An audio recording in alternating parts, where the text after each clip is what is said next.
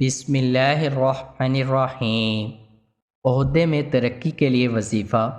بعض ملازمتیں انتہائی ذمہ داری کی ہوتی ہیں اور انہیں اعلیٰ عہدہ تصور کیا جاتا ہے، لہٰذا اگر کوئی اعلیٰ عہدے کا اہل ہو اور وہ اعلیٰ عہدے پر فائز ہونے کے لیے درخواست دے چکا ہو تو اسے چاہیے کہ اس عہدے کے امتحان اور انٹرویو سے پہلے سورۃ فاتحہ کو عشاء کی نماز کے بعد 33 مرتبہ پڑھے اور اس کے بعد یا مالک الملک کو 101 مرتبہ پڑھے۔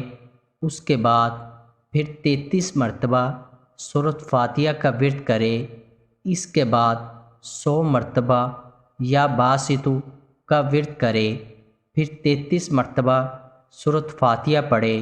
اس کے بعد 100 مرتبہ یا نافع یا رزاق پڑھے۔ انشاءاللہ بہت فائدہ ہوگا۔ اس عمل کو خود بھی کریں اور صدقہ جاریہ کے طور پر دوسروں کے ساتھ بھی لازمی شیئر کریں۔